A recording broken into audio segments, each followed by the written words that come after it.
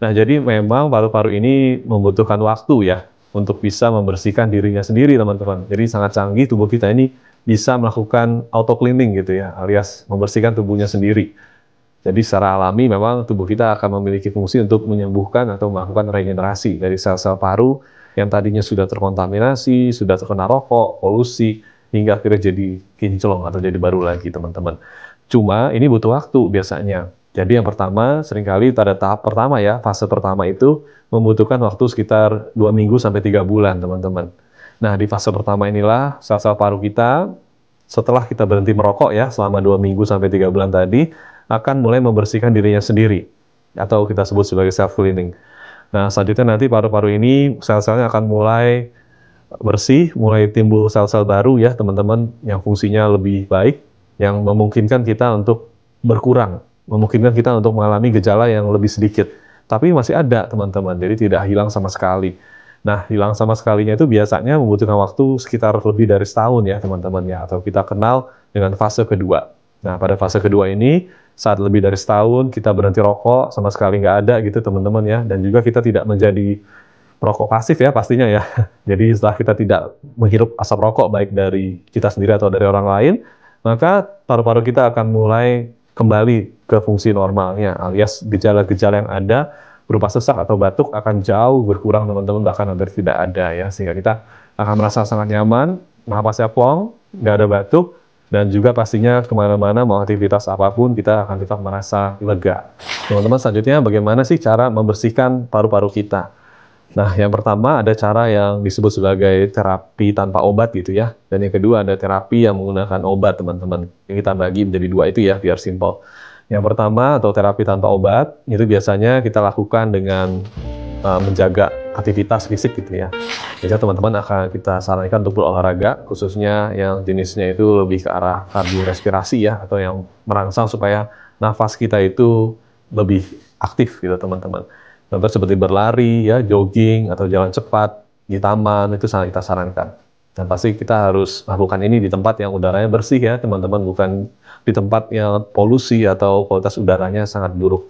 Nah, saat kita berolahraga atau saat kita melakukan aktivitas fisik, maka kantong paru-paru atau kita kenal dengan alveolus tadi, ya, yang sudah kita jelaskan sebelumnya, itu akan terbuka, teman-teman. Dia akan lebih besar ya, membran yang disebut sebagai membran alveolus tadi, sehingga kapasitas kita untuk menukarkan oksigen dengan karbon dioksida atau udara yang kotor tadi akan semakin besar, sehingga udara kotor akan lebih mudah untuk keluar dari tubuh kita, dan udara bersih berupa oksigen akan lebih mudah masuk ke dalam tubuh kita. Nah, itulah yang kita sebut sebagai membran kantong paru-paru atau alveolus. Nah, selanjutnya teman-teman, terapi bukan obat ya, yang bisa dilakukan adalah dengan meminum air hangat ya. Itu juga dikatakan bisa membantu. Ya teman-teman, kalau lagi sesek, lagi mungkin batuk ya, tenggorokan nggak enak gitu, dadanya kayak nggak nyaman gitu ya. Nah, bisa teman-teman gunakan air ya yang hangat, teman-teman, bukan air yang dingin. Itu bisa diminum, air putih saja. Teman-teman bisa minum sekitar 8 gelas per hari, pastinya pelan-pelan minumnya ya, supaya nggak tersedak.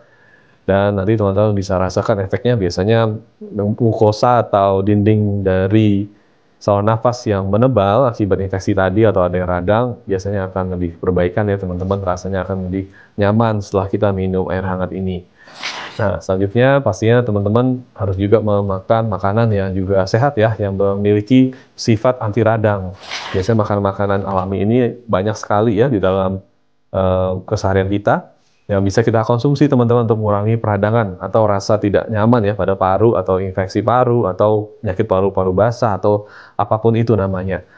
Yang dianjurkan biasanya adalah makanan-makanan yang mengandung antioksidan, yang kita kenal teman-teman. Yang pertama itu biasanya ada bayam ya, itu bagus sekali untuk bisa nantinya mengurangi peradangan dan membersihkan paru-paru kita ya dari radang-radang yang menyiksa. Selanjutnya yang kedua adalah buah beri teman-teman, yang kita kenal ada strawberry, ada blueberry ya, dan pastinya juga buah-buahan yang mengandung antioksidan tinggi itu biasanya yang warna hijau atau warna oranye ya. Dan yang terakhir pastinya juga konsumsi kacang-kacangan, ini juga nyata baik ya, banyak sekali anti radangnya yang bisa membantu teman-teman nih supaya zat-zat radang yang ada di dalam paru-paru kita yang kotor, yang tadi sudah mungkin tercemar rokok atau polusi ya, itu bisa segera kinclong lagi teman-teman, atau segera bersih kembali.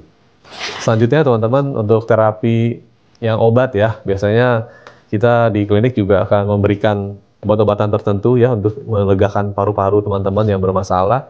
Biasanya itu yang pertama kita berikan terapi uap, teman-teman mungkin sering mendengar ya, atau mungkin ada keluarganya yang pernah diuap. Biasanya kita akan menggunakan alat teman-teman yang kita masukkan obat ya di dalamnya itu, atau kalau tidak obat bisa juga cairan ya, biasanya cairan NaCl aja namanya teman-teman. Itu adalah cairan alami ya yang memang ada secara fisiologis di dalam tubuh kita. Nah itu kita masukkan ke sana sehingga nantinya akan menjadi uap ya dengan alat yang inhalasi ini akan berubah dari partikel air menjadi partikel udara.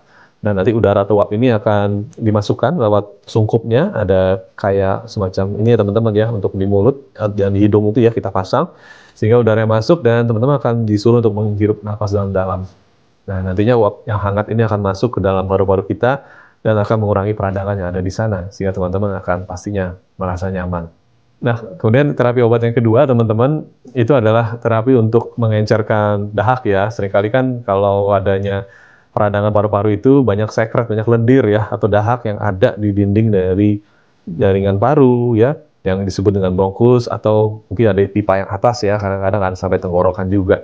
Nah, itu bisa kita encerkan dengan pemberian obat yang seringkali bisa kita berikan dalam bentuk tablet, sirup, atau kita berikan dalam bentuk infus ya teman-teman, yang fungsinya itu untuk mengencerkan dahak atau istilah medisnya mukolytik. Itu akan kita berikan sehingga bisa berkurang lendirnya dan teman-teman bisa mengeluarkannya dengan sangat mudah ya. Dahak itu tidak lagi susah keluarnya sehingga akhirnya teman-teman bisa merasa nyaman.